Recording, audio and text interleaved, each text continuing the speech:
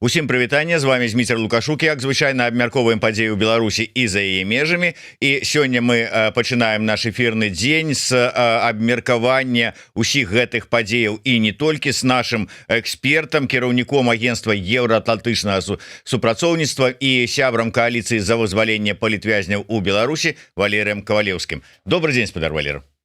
Добрай раніцы, спадар Зміцер. Ну вось спадар Валер не просто так сказаў, адказаў на маё добрый дзень, добрай раніцы, тому что ён знаходіцца за акіянам. Такой вось еўраатлантычны аспект у нашым сённяшнім эфіры у ЗША пакуль яшчэ, так, я так разумею. Ужо не за океаном, за морем, за проливом у Великобритании, в Лондоне зараз. Ну вось зараз ужо у Лондоне, до Лондона мы вернемся, але давайте праз океан, потому что я разумею, что вы у Лондон фактычна адразу с ЗША, ну прынамсі вось буквально напрыканцы лютага, пару дзён таму вы былі і ладзілі сустрэчы разам со сваімі каляжанкамі, с Ольгай Гарбуновой і Анастасіяй Касцюговай. Да, Анастасіяй Касцюговай, выбачаюся, с Вашингтоне. Давайте по гэтым вашингтонскім трэку і пачнем увогуле з самага пачатку, у тым сэнсе, што зараз гэтыя сустрэчы адбываліся на фоне пачатку з гэтай спецаперацыі так званай, якую распачаў у апошнія дні. Вы, праўда, перад пачаткам этой спецаперацыі у Іране сустракаліся, але усе ўжо ведалі, да чаго справа ідзе, ці была цікавасць да беларускага трэку з боку з амерыканскага палітыкума? Так, дзякую за такое пытанне. Насамрэч мы пачалі паездку з Нью-Йорка, дзе ў нас былі таксама сустрэчы, кансультацыі і удзел у мерапрыемствах, прывязаных да гадавіны ўварвання Расіі ва ўкраіну. І таксама былі абмеркаванні з аанаўскімі экспертамі, дыпламатамі, якія таксама прыводзілі вось гэты аргумент, што набліжаецца вайна супраць Ірана, і таму гэта можа пэўным чынам паўплываць на кантэкст, на тое, як развіваюцца падзеі паміж Злучанымі Штатамі і Беларусю. Але ў Вашынгтоне, конечно, это было ўжо трохі больш выразна. Але тым не менш мы заўсёды канцэнтруемся на самой тэме вызвалення палітвязняў, што можна зрабіць далей, як адбываюцца гэтыя працэсы. І ў гэтым сэнсе тое, што мы пачулі, у нас было некалькі сустрэч у дзяржаўным дэпартаменце на досыць высокім узроўні, і тое, што мы пачулі гэтым разам, гэта запэўненне пра тое, што праца працягваецца, яна ідзе вельмі складана, але тым не менш яна не спыняецца, і амерыканцы настроеныя на тое, каб працягваць гэтую працу да вызвалення ўсіх палітвязняў. І ў гэтым сэнсе вельмі важна таксама гэта разумець, што сам гуманітарны трэк гэты, у ім закладзена і страхоўка ад падобных стрэсаў, ад падобных рызыкаў. Мы ўжо бачылі за гэты год, ужо больш за год мы ведаем пра тое, што Злучаныя Штаты сустракаюцца з Лукашэнкам, абмяркоўваюць розныя новыя крокі, што былі стрэсы, былі пэўныя рызыкі, былі выклікі, якія маглі сарваць гэты працэс. І сам Лукашенко выказваўся вельмі рэзка на адрас Злучаных Штатаў, былі нейкія спады, зацягваўся час. Але тым не менш мы бачым, што гэты працэс працягваецца. І менавіта тое, што ён не пра палітыку, не пра абарону, не пра бяспеку, не пра геапалітыку. І гэта тое, што абараняе гэты працэс перамоўны ад таго, што ён можа быць сарваны. Я ўпэўнены ў тым, што бакі ўсё ж такі працягнуць гэтую размову, бо яна выгадная для абодвух баков, і для Мінска, і для Вашингтона. Хаця я, конечно, не выключаю, што можа быць пэўны ўплыў негатыўны, станоўча наўрад ці гэта можа штосьці падштурхнуць, але галоўнае, каб сама гэтая размова працягвалася. Я бачу прыкметы таго, што так і будзе. Але вось наколькі пра прыкметы можа быць больш падрабязна, таму што мы бачым, як астывае цікавасць Трампа да вось гэтага как бы глобальной инициативы по замирению России и Украины з боку Трампа. А менавіта до гэтай инициативы, ну як мне тлумачылі шмат хто, да и вы таксама про гэта казалі, быў прывязаны у вялікай ступені і перамоўны трэк Мінск-Вашынгтон. Зараз, калі цікавасць гэта знізілася, А чым далей можа адбывацца канфлікт і развівацца вайсковыя дзеянні ў Іране і вакол яго, тым менш яшчэ можа быць цікавасць да гэтай нашай, як лічаць у Вашынгтоне, рэгіянальнай праблемы. А адпаведна, ці не ёсць пагроза, што і да перамовы з Мінскам увогуле знікне інтарэс і да Лукашэнкі, як да таго, хто там можа нібыта нешта данесці да Пуціна. Якраз таки я спрэчваў, што амерыканцаў найперш цікавіць украінская тэма ў перамовах з Мінскам. Гэта нарадзілася, такое меркаванне нарадзілася пасля таго, як Кіт Келлог у Варшаве адказаў на пытанне і сказаў, што яго цікавіць у гэтым працэсе менавіта украінскае пытанне. Я ў той час падкрэсліваў, што Кіт Келлог — это яго функцыя, гэта яго місія знаходзіць рашэнне для Украіны. Ён далучыўся да дэлегацыі ў Мінск як найбольш высокапастаўлены прадстаўнік Белага дома. Ён абмяркоўваў там сваю праблематыку, але тым не менш сам гуманітарны трэк заўсёды нацэльваўся менавіта на вызваленне людзей. Таму зноў жа я не ставіў бы гэта ў залежнасць ад таго, што адбываецца ва ўкраіне вакол мірнага працэса дзеля Украіны. У гэтым сэнсе я упэўнены, што ўсё ж таки трэба аддзяляць гэтыя пытанні, што яны не павінны змешвацца. І ў гэтым сэнсе я бачу, што працяг працэса будзе. Калі казаць, вот я читаю, дарэчы, раю ўсім подпісацца на телеграм-канал агентства еўраатлантычнага супрацоўніцтва. Там вось спадар Валера інфармуе, што з яго боку дзе якія былі паездкі, сустрэчы, якія тэмы закраналіся. І вы пішаце, што цягам размоў абмяркоўваліся наступныя тэмы, і другім пунктам ідзе падыходы да спынення рэпрэсій. Наколькі ўсё ж такі на дадзеным этапе ЗША разглядае магчымасць узняцця гэтага пытання, спынення рэпрэсій, і якім вам бачыцца, якія падыходы могуць спрацаваць на гэтым трэку? Насамрэч, Злучаныя Штаты заўсёды фокусаваліся менавіта на вызваленні людзей, і пытанне ўжо спынення рэпрэсій — гэта тэма не кароткатэрміновых зменаў у Беларусі, то бок вызваленні людзей, а гэта ўжо сістэмныя змены. Гэта можа патрабаваць, напрыклад, зменаў у заканадаўстве ці практыка прымянення гэтага заканадаўства, як рэжым там падыходзіць да тых ці іншых крымінальных справаў датычна людзей. І ў гэтым сэнсе мы бачым все ж таки, што Злучаныя Штаты так, яны могуць абмяркоўваць пэўныя моманты, але гэта не з'яўляецца павесткай дня для іх. Я лічу, што гэта правільна аддзяліць гэтыя два пытання, бо на сённяшні дзень яны звязаныя, канешне, але калі мы адначасова абмяркоўваем два складаных пытання, такія яны рознафарматныя, рознай цяжкасці, то сам перамоўны трэк можа нікуды не прыйсці. То бок ён можа захраснуць на месцы, і мы не пабачым ні спынення рэпрэсій, ні вызвалення людзей. У гэтым сэнсе спецыялізацыя Злучаных Штатаў яна вельмі важная. Што важна было б і што было б карысна, што дапамагло б спыненню рэпрэсій, гэта далучэнне да гэтай размовы Еўрапейскага звязу ці Великабрытаніі, Канады, іншых краін, якія кантралююць важныя для Мінска інтарэсы. І праз гэты кантроль, праз выкарыстанне гэтага рычага ціску на рэжым Лукашэнкі, але праз дыялог, праз размову з рэжымам можна было дамагацца таго, каб все ж таки гэтыя рэпрэсіўныя практыкі ў Беларусі паступова сыходзілі на ноль.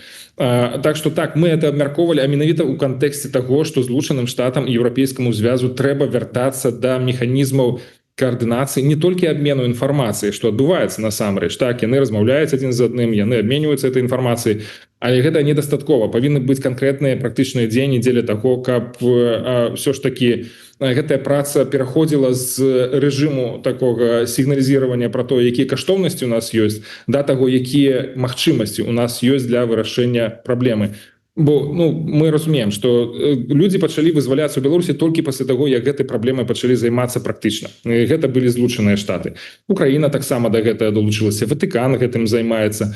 На сённяшні дзень ніхто не займаецца з нашых партнёраў дзяржаў праблемай спынення рэпрэсій. І каб гэта было сфокусавана, каб гэта было мэтанакіравана і сістэмна. Такой працы на сённяшні дзень няма, але мы бачым на прыкладзе вызвалення палітвязняў, што гэта магчыма, што гэта не невырашальная праблема.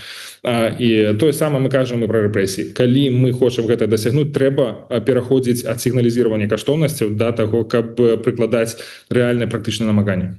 Але якім ўсё ж таки бачыцца паслядоўнасць гэтых працэсаў? Зараз мусіць дасягнуць нейкага фіналу пастаўленая мэта Трампам перад сваімі дыпламатамі вызвалення 1300 палітвязняў, а далей ужо перайдзе працэс перамоваў да пытання спынення рэпрэсій. Ці гэта можна і вам бачыцца ўжо неабходным нават зараз уже пачынаць паралельна весці гэтыя размовы? Адназначна, што яны павінны весціся адначасова, паралельна, бо ўсё ж таки мы разумеем, калі вядзецца праца па вызваленню людзей, але адначасова працягваюцца рэпрэсіі і гэтая лічба вагаецца, але надта моцна не спускаецца, ну фактычна яно выглядае, што эфекту ад працы амерыканцаў няма.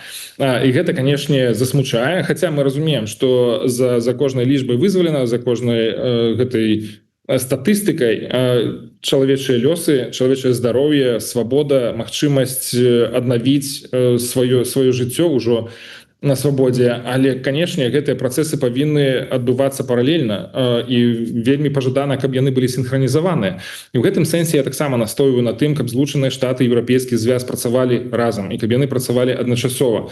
Бо падзеленая пазіцыя гэта заўсёды аслабленая пазіцыя. І калі мы хочам дамагацца больш моцных пазіцый у перамовах з Мінскам, то абавязкова трэба аб'ядноўваць, сінхранізаваць свае намаганні, нават калі яны будуць па розных павестках вызвалення і адначасова спынення рэпрэсій у Беларусі. Вы таксама пазначылі у сябе, што так, зараз я адкрыю, ідзе размова пра адаптацыю стратэгіі Беларусі да новага кантэксту. Што маецца на ўвазе? Гэта вось менавіта сітуацыя вакол Ірана і з Іранам, ці які новы кантэкст? Не, гэта быў яшчэ не Іран, гэта маецца на ўвазе тое, што ёсць пагроза суверэнітэту Беларусі, ёсць неабходнасць таксама улічваць беларускія інтарэсы ў мірным працэсе для Украіны. Мы таксама разумеем, што працяг той стратэгіі, якая была адаптавана, прынятая ў 2020 годзе, у сённяшніх умовах яно ўжо выглядае не вельмі рэлевантным і не вельмі адпаведным таму моманту, у якім мы жывем. Трэба яго пераглядаць, гэты падыход і стратэгію, і ў гэтым сэнсе трэба ўлічваць і нашыя уласныя магчымасці, і гатоўнасць нашых партнёраў на захадзе рабіць нешта практычнае, але таксама і думаць пра тое, каб Беларусь вось у гэтых турбулентных працэсах рэгіянальных і нават ужо глобальных, каб яна не згубілася, каб яе інтарэсы не былі незаўважнымі. Я трошечку, мы потым працягнем і звернемся да вашай паездкі ў Лондан, то бок якія мэты і гэтак далей, але я трошку хочу спыніцца на амерыканскім трэку, але не на вашай паездцы, а тая паездка, якая адбываецца зараз, і яе ладзіць там сустрэчы Валеры Цыпкала.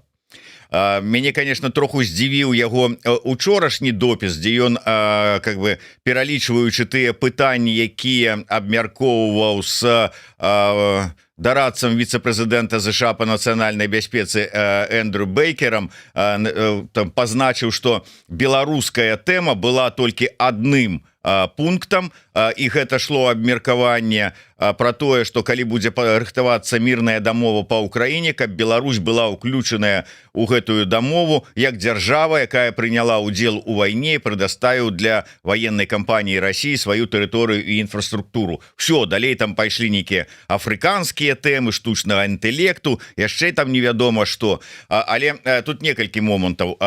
Як вы лічыце? Ну, па-першае, вось калі паралельна розныя групы вядуць сустрэчу, ну фактычна там з аднымі і тымі ж людзьмі ў Вашынгтоне, там у дзярждэпартаменце, у Белым доме, там яшчэ дзе па іншых там накірунках, ці не перашкаджаеце вы адзін аднаму і ці не перашкаджае гэта беларускаму пытанню? Так, я згоден. Ёсць пэўная рызыка ў гэтым, але яна ўсё ж таки другасная. Да тых перавагаў, якія нясе то, што розныя групы працуюць у Вашынгтоне, нагадваюць пра Беларусь, падштурхваюць да нейкіх практычных дзеянняў. Тут, канешне, можна казаць не толькі пра Цапкалу, можна казаць і пра Сергея Ціхановскага з Владзімом Пракоп'евым, якія пастаянна працуюць у Злучаных Штатах і таксама спрабуюць удзельнічаць у гэтым працэсе. Таксама і офіс, і кабінет гэтым займаюцца. Ёсць і дыяспара, якая гэтым пастаянна займаецца. Што адметнае, тое, што я цаню ў гэтым моманце, это тое, што у гэтых людзей атрымліваецца патрапіць у такія ўмовы, у Белы дом, ці ў Дзярждэпартамент, у Кангрэс, падняць гэтае пытанне, і што ў амерыканскіх афіцыйных прадстаўнікоў знаходзіцца час і жаданне абмяркоўваць беларускую тэматыку. То бок, чым больш Беларусі ў Вашынгтоне ў гэты час, тым лепш. Я не думаю, што хтосьці будзе казаць Злучаным Штатам пра тое, што трэба спыніць перамоўны трэк з Мінскам, каб спыніць гэтае вызваленне. Я думаю, што все выступаюць за працяг гэтай працы. У гэтым сэнсе это тая пазіцыя, якая аб'ядноўвае намаганне ўсіх гэтых груп. І тады працяг таксама на гэтую тэму амерыканскую, але вось завяршэнне. Адбываюцца сустрэчы вот з вами, з вашымі калежанкамі, адбываюцца сустрэчы з Сергеем Ціхановскім, там з тым же самым Цапкала, але калі заходзіць размовы пра тое, што ну вот стратэгічны дыалог, які, як вядома, курыруе там офіс, ідзе пад патранажам коордынацыйнай рады, то такое как бы стаўленне ну трошачку скептычнае, што маўляў, ай, з ЗША гэты вот не асабліва цікавы гэты момант. Ці сапраўды не асабліва цікавы, і чаму тады атрымліваецца вот тут цікавасць ёсць, а тут цікавасць няма? А вы маеце на увазе цікавасць да стратэгічнага дыалога? Да, што вот да стратэгічнага дыалога, да сустрэчы, да вот такого фармату і там, скажем, тады да тых структур, якія гэта педаліруюць эту тэму, цікавасці няма, а там, скажем, да сустрэчы з кааліцыяй прадстаўнікамі там ці да Цапкалы, ці да Ціхановскага ёсць. Не, ну, наперш я скажу, што працягваецца дыалог. Відавочна, што ёсць кантакты паміж офісам, кабінетам і Злучанымі Штатамі, у тым ліку і паездкі адбываюцца. То бок я ўсё ж таки это не змешваў бы. Іншая справа, што стратэгічны дыалог на сённяшні дзень паміж Злучанымі Штатамі і дэмакратычнымі сіламі Беларусі выглядае, скажем так, як такая даволі незручная камбінацыя, незручны механізм, з якім невядома, што рабіць, бо тут найбольш важна нават не змест, а фармат і палітычны кантэкст вакол гэта. Все ж таки Трамп размаўляе з Лукашэнкам, называе яго прэзідэнтам, і ў прынцыпе вельмі задаволены тым, што Лукашенко ёсць, які ён ёсць. І на гэтым фоне праводзіць стратэгічны дыалог з тымі людзьмі, якія якраз таки настойваюць, што Лукашенко не легітымны, незаконны, ён павінен сысці і даць магчымасць краіне развівацца па-іншаму. Скажем так, гэта даволі яўная супярэчнасць у гэтым пытанні. Што будзе са стратэгічным дыалогам надалей, цяжка сказаць. Ён павінен быў бы адбыцца ў снежні мінулого года, ўжо прайшло 3 месяцы. Пакуль не бачна ніякіх прыкметаў таго, што ён можа праводзіцца у нейкай будучыні. Я не выключаю, што гэта можа адбыцца, але на сённяшні дзень пра гэта не вядзецца. І мне здаецца, што менавіта з прычыны таго, што гэта такая даволі незручная на сённяшні дзень форма супрацоўніцтва. Пытанне ад глядачкі пад нікам Панначка. Зараз тут ходзяць чуткі у дэм-супольнасці, што ў год жанчын і, магчыма, нават да 8 сакавіка адпусцяць палітвязанак. Ці ёсць надзея, і ці, можа быць, ёсць у вас якая-небудзь дадатковая інфармацыя? Надзея такая ёсць, канешне, але мы разумеем, што многія удзельнічаюць у гэтым працэсе, многія спрыяюць, заклікаюць да гэтага.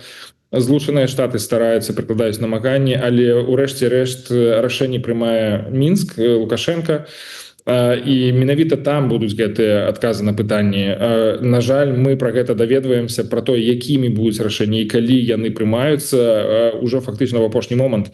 Гэта па-за кантролем дэмакратычных сіл ці грамадзянскай супольнасці. Таму ёсць надзея, я думаю, што гэта здарыцца рана ці позна, калі не да 8, то можа трохі пазней, але на жаль, трэба набрацца цярпення. Пытанне ад гледача пад нікам Максім. Як гаспадар Валеры ставіцца да таго, што Беларусь прадае збожжа з акупаваных тэрыторый Украіны? Такія навіны не замінаюць перагаворам з ЗША.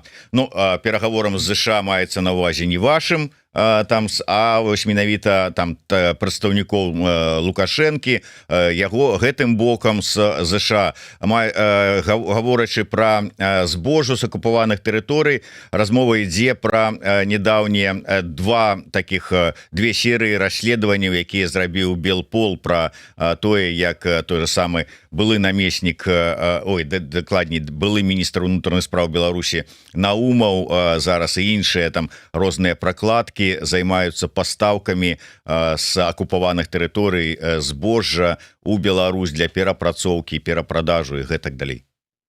Ну, конечно, калі гэта адпавядае рэчаіснасці, вось гэта расследаванне, калі сапраўды ёсць такія факты, гэта злачынства. Это злачынства, якое заслугоўвае ўвагі.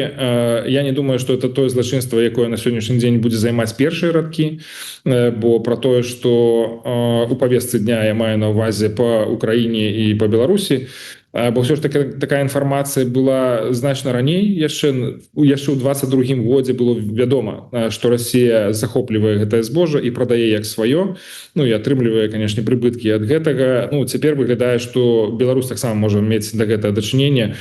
У свой час усё гэта будзе так расследавана і афіцыйнымі ўжо органамі, будзе даказана, і калі сапраўды такія факты былі, то будзе адпаведнае пакаранне для іх, але на сённяшні дзень гэта не ўплывае ні на перамоўны працэс па Украіне увогуле па міру, не ўплывае на тыя перамовы, якія ідуць паміж Мінскам і Вашынгтонам. Ну, ніхто не мае ніякіх ілюзій, хто такі Лукашенко, што такое рэжым Лукашэнкі, якія злачынствы адбываюцца на тэрыторыі Беларусі і па-за яе тэрыторыі рукамі Лукашэнкі. Але на сённяшні дзень гэта мне здаецца, што это не з'яўляецца часткай размовы. Спадар Валер, я таксама, перш чым мы перайдзем да лонданскіх сустрэч і спадзеваў, хацеў бы вярнуцца да тэмы магчымай працы над трэкам спынення рэпрэсій, там ці прынамсі зніжэння ўзроўню. Глядзіце, учорашняя навіна па ініцыятыве не якога-небудзь раённага суда, якім там няма чым заняцца і думаюць, як выслужыцца, а па ініцыятыве КДБ экстрэмісцкім фармаваннем прызнана беларускі пэн-цэнтр. Пэн-цэнтр, не якая-небудзь там палітычная структура ці яшчэ што-небудзь. Сённяшняя навіна па ініцыятыве КДБ у спіс тэрарыстаў былі дададзеныя яшчэ 3 чалавекі. То бок ідзе раскрутка вось гэтага рэпрэсіўнага трэку. І на фоне гэтага казаць, што ну, вот як ваша каляжанка Настасья Касцюгова кажа, што запомніце этот твіт, гэты год стане годам зніжэння рэпрэсій і гэтак далей. Вот сапраўды, адкуль браць спадзеў, што гэта на фоне вот гэтых навінаў ввогуле магчыма, што гэта разглядаецца, навошта гэта рэжыму ў рэшце рэшт? Ну, па-першае, я б сказаў, што вось тыя захады, якія вы пералічылі, то ўсё ж такі больш такія інструменты контроля за сітуацыяй, то бок выбудоўванне таталітарызма. Гэта ўсё ж такі не абавязкова з'яўляецца рэпрэсіямі. Тое, што далі вельмі значныя прысуды для 2 журналістаў, гэта рэпрэсіі 12-14 гадоў. Вось гэта рэальная праява рэпрэсій. Але адначасова я звяртаю увагу на такія навіны, якія вясна таксама апублікавала, што для некаторых людзей, якія знаходзяцца пад хатнім арыштам, ім прапануюць перайсці на больш мяккую форму пакарання, папраўчыя працы. То бок фактычна чалавек жыве нармальным жыццём, але павінен адлічаць частку свайго заробка дзяржаве. Я не ведаю на працягу якога тэрміна, ці там да сканчэння гэта умоўнага тэрміна. Да сканчэння гэтага тэрміна, пакуль ён знаходзіцца. І людзі, якія ведаюць, як працуе гэтая сістэма, і я зараз кажу там не пра умоўнага жыгара, а пра тых, хто сядзеў, той же самы Мікола Дзядок сказаў, што 2 моманта тут ёсць. Па-першае, столькі людзей знаходзіцца на такім пакаранні, што не хапае проста супрацоўнікаў ніжэйшага ўзроўню міліцыі, каб усіх кантраляваць. Па-другое, тут людзі ходзяць на працу і адлічаюць грошы. Калі гэта ідзе размова на тысячы такіх людзей, то это добрая копейка у бюджэт краіны. Да, я бачу гэта трохі по-іншаму, чым Мікола Дзядок. Я бачу это як магчымасць паслабіць умовы ўтрымання, пакарання. Вось гэта яно, конечно, незаконнае гэтае пакаранне, бо самыя людзі не парушалі закон. Але тым не менш у нашых умовах можна адзначаць як пазітыў і тое, што гэтыя людзі на сённяшні дзень будуць вольнымі, яны будуць працаваць, карыстацца усімі магчымасцямі жыць вольным жыццём. І тое, што ёсць гэтае адлічэнне, я думаю, это не самая высокая цана у наших таких вельмі сумных умовах у Беларусі. Таму я гляджу это адназначна як настаноўчы прыклад. Я не стаў бы тут абясцэньваць важнасць гэта. Я вельмі спадзяюся, што гэтая практыка будзе прапанаваная усім тым, хто знаходзіцца пад хатнім арыштам, якія змогуць прыняць сваё ўласнае рашэнне, што добра, што кепска. Было б цікава даведацца насамрэч, колькі людзей прынялі гэтыя прапановы, а колькі людзей адмовіліся ад яе. Ну, дадам, дарэчы, даруйце, што перабіваю, дадам все ж таки, што ёсць іншыя такія станоўчыя прыкметы. Гэта была інфармацыя вясны таксама, што абсалютная большасць тых людзей, якія праходзілі па справе Гаюна, яны не адправіліся ў турму, яны абышліся нейкімі іншымі формамі пакарання. Нема даных, нема статыстыкі па тым, якім гэта пакаранне. Это могуць быць і фінансавая кампенсацыя, ці хатнія арышты. Але ўсё ж таки гэта можна было кваліфікаваць і па-іншаму, бо, скажем, справа такая непростая. Ёсць яшчэ прыкметы таго, што многім людзям прапануюць фінансава кампенсаваць, не адпраўляцца ў турму, а фінансава кампенсаваць там нейкія страты. Ёсць яшчэ інфармацыя, што людзей адпускаюць пад залог да суда. Таксама это той момант, калі дазваляе людзям все ж таки заставацца са сваёй сям'ёй, не быць у гэтых турэмных умовах. Можна, конечно, казаць, што гэта драбніца, што это нічога не азначае у прынцыповым плане, што гэта можна адкінуць у бок, ці можна гэта ўлічваць як нейкія новыя прыкметы, якіх раней не было, што штосьці адбываецца. Магчыма, ёсць перагляд пэўных практык, і магчыма, так гэта становіцца ўжо просто таким сур'ёзным цяжарам для пенітэнцыярнай сістэмы адсочваць усіх гэтых хатніх арыштантаў, і варта было перавесці на нейкі спрошчаны рэжым. Але это таксама атрымліваецца, што паляпшэнне сітуацыі, паслабленне вось гэтага ціску на людзей, якія пераследуюцца фактычна не па закону. Спадар Валер, трошечку не по тэме, просто каб гэта сапраўды захапіць, мне цікава. Вось учора, выступаючы ў Еўрапарламенце, Віктор Бабарыка ўжо так бы агучыў ўсё ж таки рэальныя планы па стварэнні сваёй партыі разам, выказаўся таксама за неабходнасць найперш працаваць на тэме вызвалення палітвязняў. Ну і другая там тэма, тое, чым займаецца у прынцыпе ўсе дымсілы на чале з офісам, гэта даводзіць заходнім палітыкам, што беларускі народ гэта не раўно лукашэнкаўскі рэжым.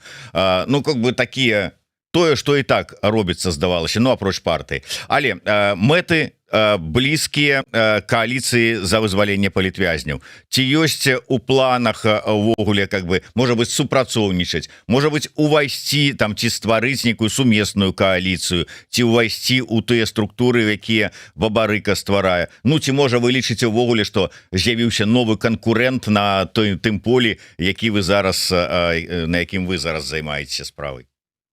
Так, я трохі ўжо адказваў на гэтае пытанне раней, што коаліцыя сама па сабе з'яўляецца не палітычнай ініцыятывай, а гуманітарнай.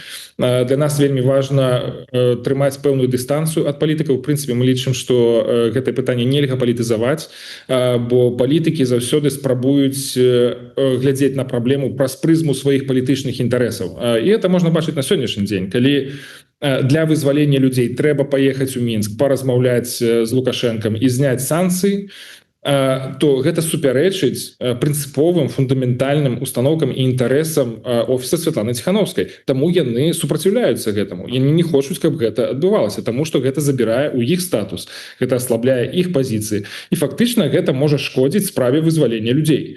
То бок мы лічым, што гэтая праца па вызваленні палітвязняў, яна павінна быць дэпалітызаваная, каб там не ўлазілі ўсе гэтыя шматлікія палітычныя інтарэсы.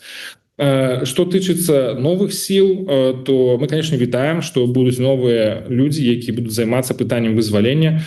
Тое, што мы трымаем дыстанцыю з палітычнымі структурамі, не азначае, што мы не можам з імі ўзаемадзейнічаць, абменьвацца інфармацыяй нейкія супольныя рабіць падзеі ці дзеянні, синхронізаваць, магчыма, нейкія месседжы. Офіс да гэта не гатовы, яны не занадта зацікаўлены такой працы, яны разглядаюць нас у іншым свеце.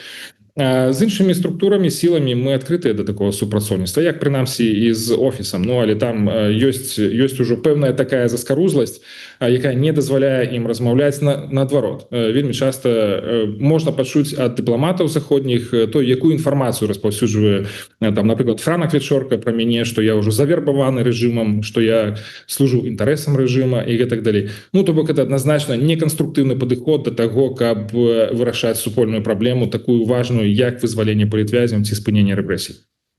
Не завербаваны рэжымам? Вы хочете сказаць, што вы верыце слову Франака Вечоркі? Я просто удакладняю, а раптам вы тут раз і прагаварыліся.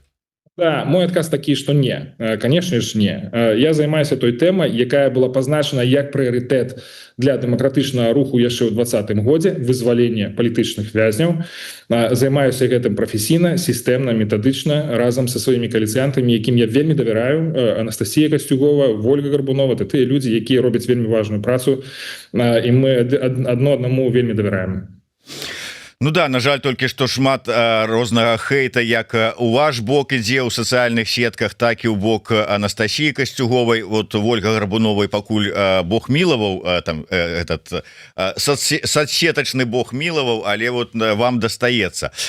Спадар Валер, учора Аліна Харысова задавала такое цікавае пытанне, ну, важнае пытанне, як мне падаецца, калі ў нас быў эфір Павлу Латушку. Яна ў яго спыталася, вот якія санкцыі могуць на сённяшні ці ну как бы згодны, каб вы знялі ЗША дзеля вызвалення палітвязняў. А як вам бачыцца? Вы ж вот ведаеце ўсё ж такі санкцыйныя пакеты, якія тое ж самае ЗША санкцыі наклалі. Вот сёння, калі рэжым працягвае гандлявацца, якія санкцыі ёсць магчымасці і варта зняць дзеля таго, каб людзі выходзілі на волю?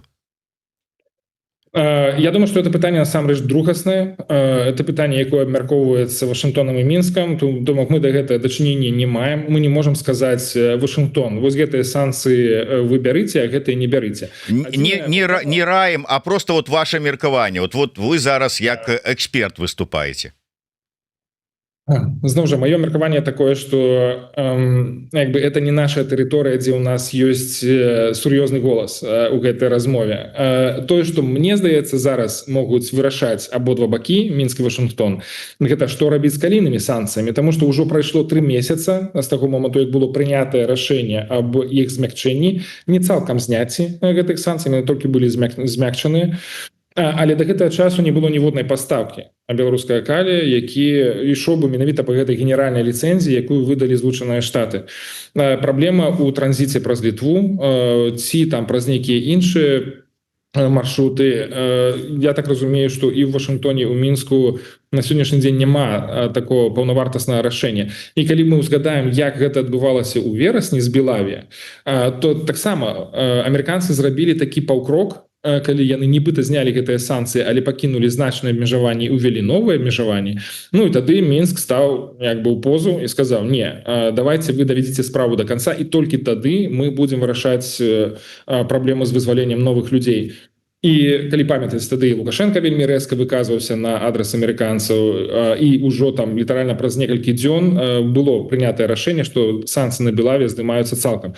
Я думаю, што мы у падобнай сітуацыі на сённяшні дзень, што пытанне з калійнымі санкцыямі не до конца вырашанае, гэтыя санкцыі не до конца зняты, і магчыма Мінск патрабуе таго, каб гэта было ўжо канчатковым рашэннем, каб не было вось гэтай абумоўленасці. Ну але тое, што вельмі важна для эканомікі Беларусі, гэта нафтахімічны комплекс, это тыя прадпрыемствы, якія прыносяць даволі значныя ці прыносілі даволі значныя прыбыткі і былі важныя менавіта для эканамічнага стану нашай краіны. Так што я думаю, гэта напэўна будзе галоўным фокусам для рэжыма Лукашэнкі на гэтых перамовах.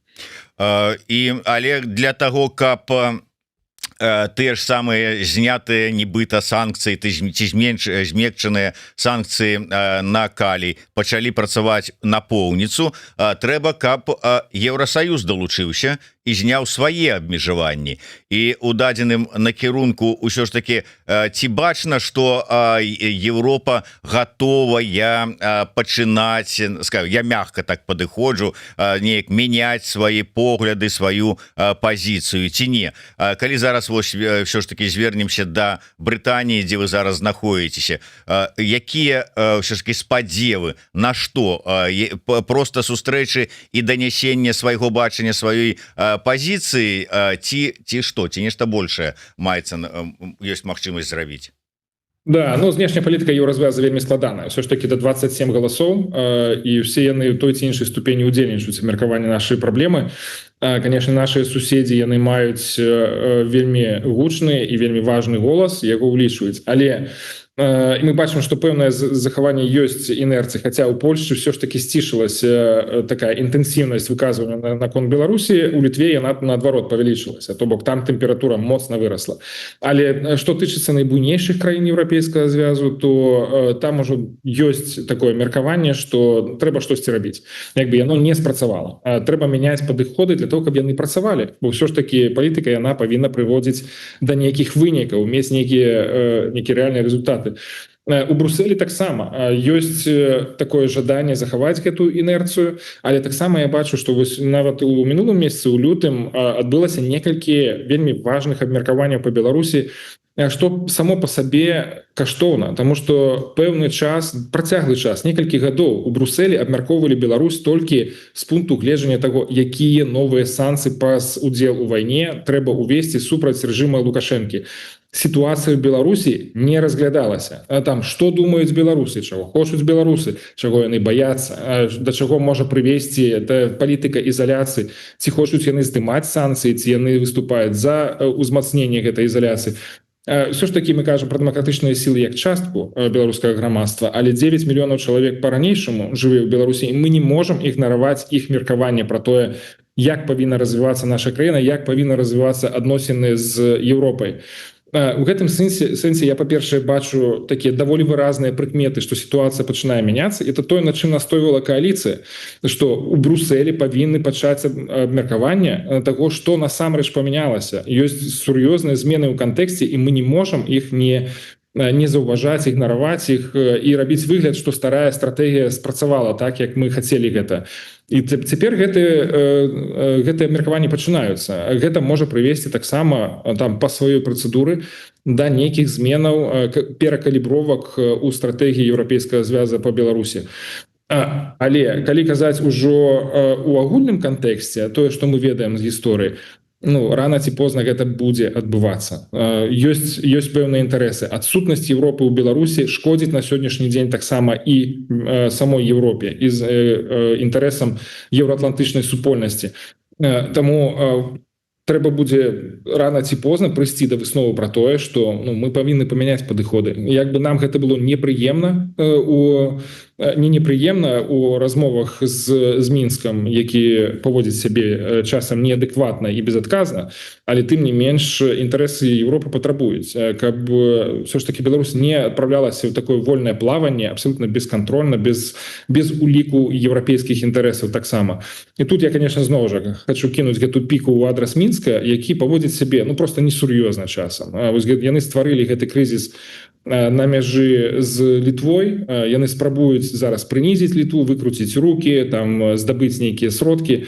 Гэта вельмі і вельмі дробна. Это вельмі такая помста, якая таго не вартая. На сённяшні дзень варта было б думаць пра стратэгічныя інтарэсы Беларусі, пра тое, каб адстойваць нацыянальныя інтарэсы. Кантэкст сам для гэтага спрыяльны, але выглядае, што у Мінску таксама это эмоцыі, гэтае жаданне помсты, дробнай помсты, такой вельмі асабістай, яно просто забівае усе разумныя думкі пра тое, як можна было б выбудоўваць гэтыя адносіны. Здаецца, заклікаюць да дыялогу, а ці наколькі яны гатовыя да гэтага дыялогу, незразумела. Ці ёсць мандат, ці ёсць павестка, ці ёсць жаданне і воля выконваць дамоўленасці з Захадам. На захадзе гэтае разумення няма. Там людзі просто не ведаюць, пра што вядзецца, калі у Мінску кажуць, мы гатовыя да дыялогу з нашымі крытыкамі. Яны просто не ведаюць гэта і таму не спяшаюцца пачынаць такі дыялог.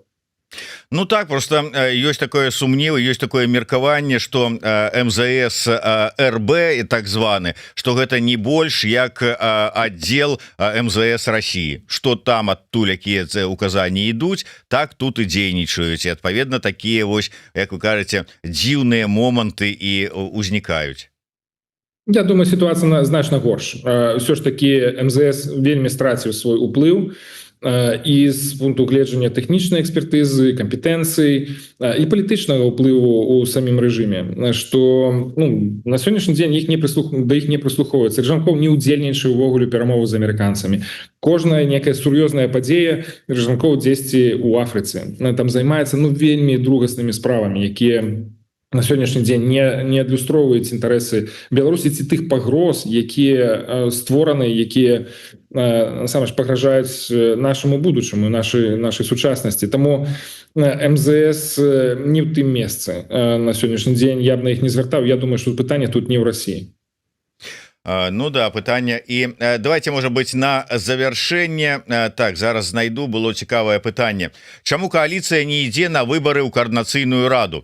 Як можна прадстаўляць беларусаў на вашых перамовах? У вас же просто няма мандата на гэта. Вы можете займацца вызваленнем людзей, але ж не маеце права на іншае. Ну, в прынцыпе, чаму і не стварыць, пайсці сваім спісам, стварыць сваю фракцыю, потым ад сваёй фракцыі выступаць на тых пляцоўках, дзе мае прадстаўленая коардынацыйная рада, той же самы там ПАСЭ, там іншыя структуры.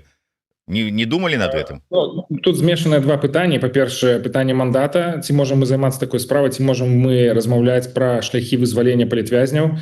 Мне здаецца, тут все пастаўлена з галавы з ног на голову. Перакручана абсалютна сітуацыя. Мы грамадзянская ініцыятыва, грамадзянскай супольнасці, мы займаемся гуманітарнай справай, дыпламатыяй.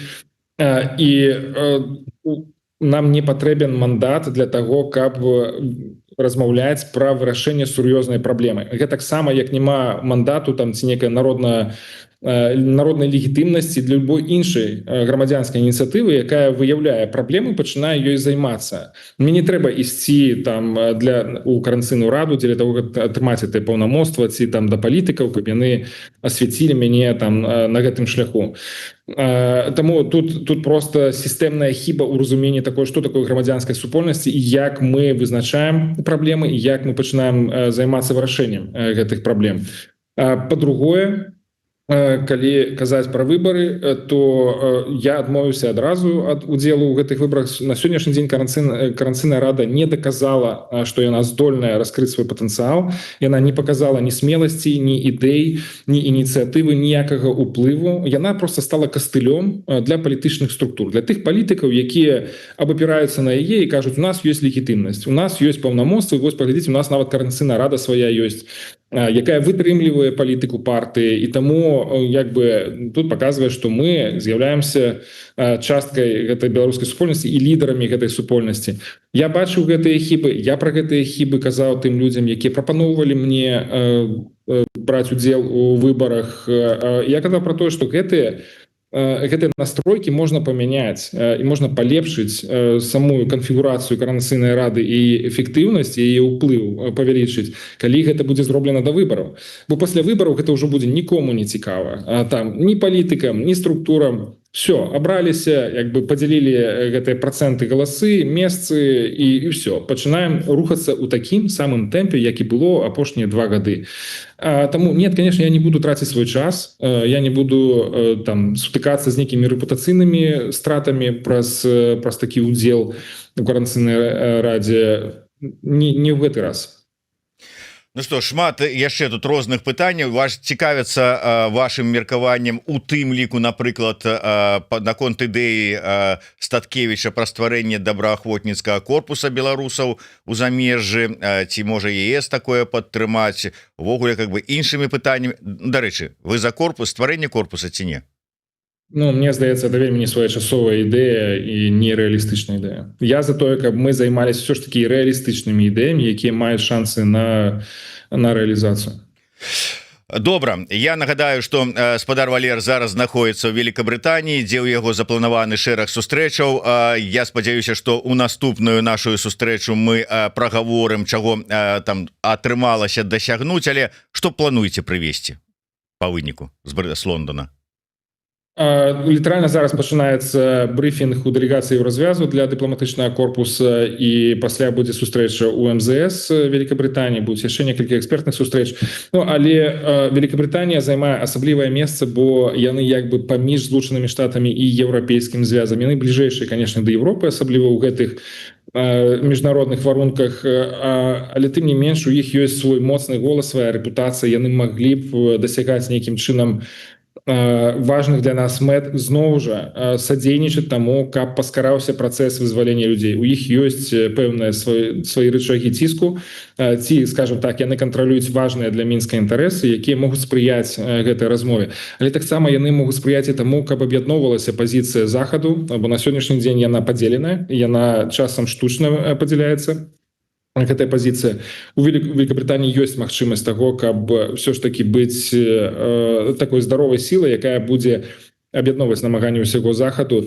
Ну і таксама пытанне прысутнасці ў Беларусі, то каб Великабрытанія павялічвала гэтую прысутнасць, у іх ёсць пэўныя праграмы, якія працягваюць працаваць. І дыпламатычная прысутнасць, і праграмная дзейнасць у Беларусі павінна вяртацца. Усё ж такі памятаем, што там сапраўдная Беларусь, якой ёсць свая міжнародная суб'ектнасць, там жа ўсё ж такі нашмат больш людзей, якія на сённяшні дзень не атрымліваюць належнай увагі, належнай падтрымкі і тэхнічнай, і там у плане праграмнай дзейнасці такой. Таму я выступаў за тое, каб Великабрытанія павялічвала сваю прысутнасць і вяртала такую праграмную дзейнасць у Беларусі. Дзякуй вялікі. Я нагадаю, што з намі на сувязі быў кіраўнік агенцтва еўраатлантычнага супрацоўніцтва і сябра кааліцыі за вызваленне палітвязняў у Беларусі Валерый Ковалеўскі. Дзякуй вялікі, спадар Валер. Подписывайтеся ўсе на сацыяльныя сеткі агенцтва. Ну і безумоўна не забывайцеся подписываться на YouTube канал Еўрарадыё. Да сустрэчы. Жыве Беларусь. Жыве Беларусь.